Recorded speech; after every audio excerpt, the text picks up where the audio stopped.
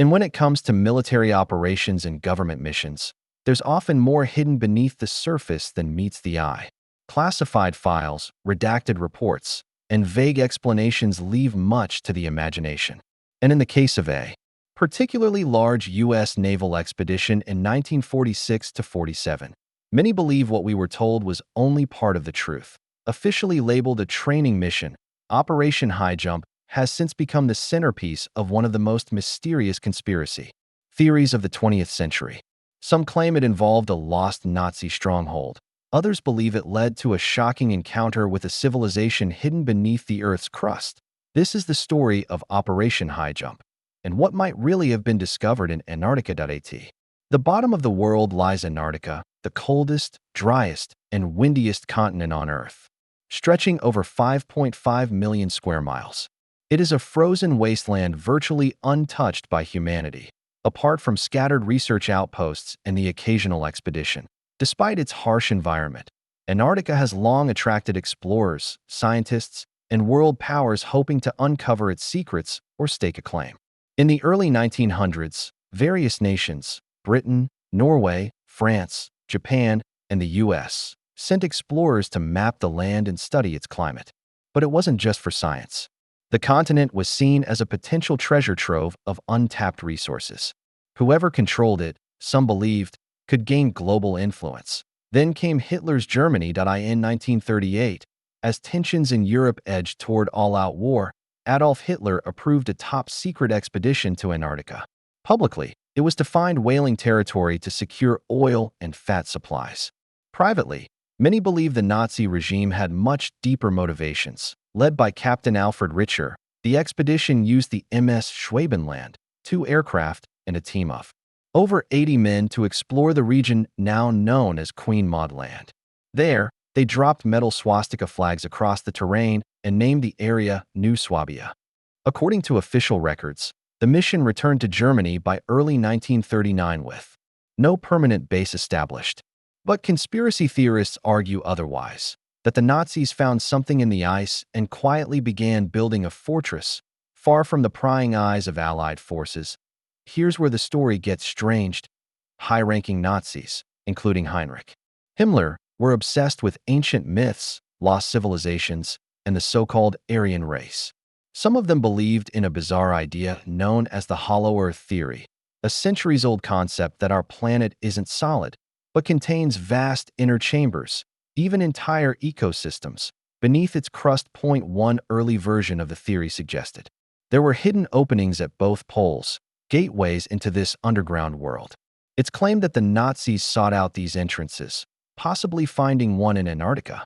With war breaking out, it's rumored that key Nazi personnel, scientists, and equipment were smuggled into the icy south to continue their work in secrecy.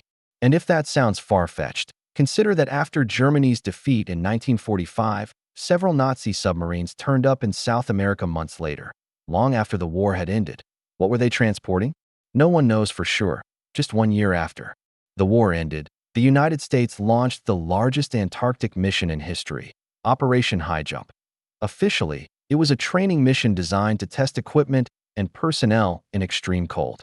But with 13 ships, 33 aircraft, and over 4,700 military personnel involved, many believe there was more at stake. The operation was led by Rear Admiral Richard E. Byrd, a famed explorer known for his flights over the poles. Byrd's past experience gave the mission credibility, but his leadership also fueled later speculation about what the team encountered. Highjump began in August 1946, and by December the fleet reached Antarctica. The plan was to spend 6 months conducting surveys and establishing a base. But just 8 weeks later, the entire force was recalled and headed home. Official reason? Dangerous weather.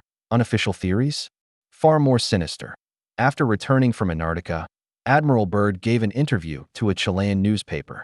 In it, he warned of the possibility that the United States could be attacked by aircraft flying over the poles, an unusual thing to say in 1947. Some took this as a cryptic message. Was Byrd hinting at a threat discovered in Antarctica? Aircraft not of this world, perhaps? Or Nazi technology far beyond anything the Allies had encountered? One declassified Soviet document, supposedly from the KGB, claims that Operation Highjump ended early because American forces were attacked by unidentified flying craft marked with swastikas. In this version of events, the fleet suffered heavy losses, including the destruction of ships and aircraft, before retreating. Could this really have happened? Years later, a book surfaced claiming to be based on Byrd's lost personal diary. According to this document, Byrd described flying over Antarctica and suddenly seeing a lush green valley, complete with forests, animals, and even a woolly mammoth. Then his aircraft was allegedly seized by a strange force, and he was escorted by disc-shaped flying machines to a hidden city made of crystal. There, he met tall, blonde beings who warned him about humanity's destructive use of atomic weapons. They called themselves the Ariani. The beings told Byrd they had contacted world leaders, but had been attacked. They chose Byrd to deliver their message to the surface world: abandon the path of war or face destruction.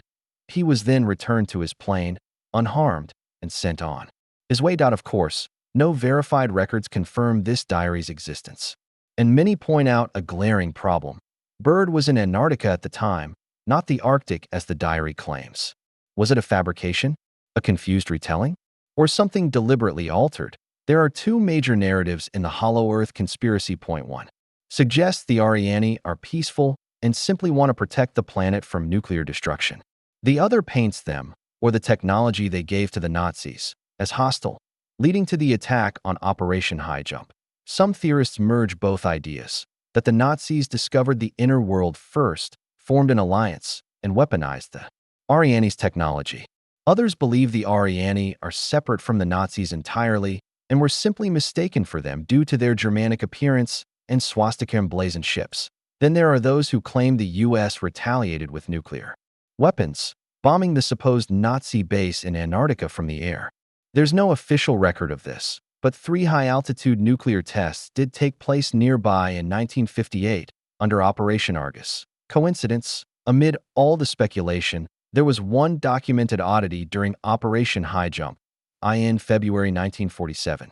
A U.S. pilot, Lieutenant Commander David Bunger, discovered an ice-free lake surrounded by brown hills, something unheard of in Antarctica. He landed his plane on the lake and collected water samples, which turned out to be brackish, suggesting a connection to the sea. Could this have been an entrance to something more? Maybe, but it's the only unusual report officially tied to the expedition. Other than that, official records attribute all losses during the mission to accidents and extreme weather, not enemy attacks. Point 1 reason this story refuses to die is because it blends real events with science fiction at a time when both were booming. The post-war era saw the birth of UFO culture, Cold War paranoia, and media saturated with aliens, secret weapons, and nuclear anxiety. Shows like Dimension X and pulp magazines fed the public imagination. So when Byrd's real flights, Nazi escapades, and nuclear tests were thrown together in whispered rumors, it was easy to stitch them into one thrilling, but highly improbable, narrative. Even Byrd's real achievements, like being the first to fly over the North Pole, are still debated. Flight times and navigation logs have been called into question, adding another layer of mystery. In the end, Operation Highjump remains a fascinating case study in how conspiracies evolve. Mix real history with rumor, wartime secrecy, and a dose of sci-fi, and you get stories of lost Nazi civilizations, alien technology, and ancient beings guarding the hollow earth. Despite the lack of hard evidence, believers ask if there really were secrets buried beneath the ice. Would the world's governments ever admit it? Maybe not.